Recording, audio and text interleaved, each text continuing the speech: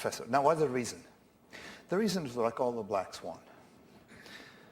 I'll go very quickly to explain the black swan. All these elements are necessary to see our planet, but the black swan is what I call is a classical, logical story, all right, metaphor that tells that for a long time everybody thought that all swans were white.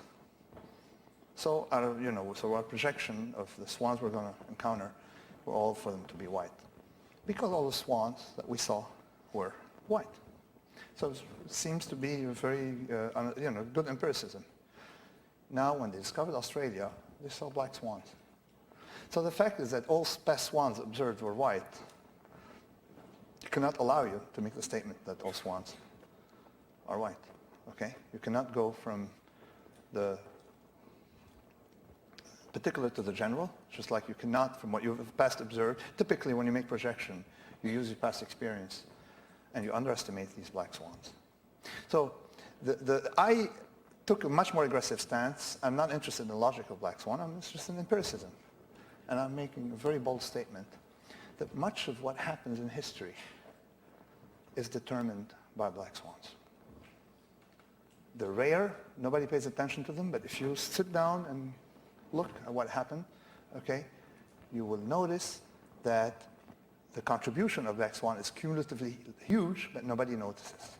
Nobody pays attention to it. And let me show you one simple example. Benoit Mandelbrot, and now we're playing a hoax. Playing a hoax. We drew two S&P lines, and I'll tell you why it's a hoax. We drew two S&P lines. This is last 20 years of S&P, okay? S&P, the future. And there's a difference between these two, is that we removed the 10 most volatile days.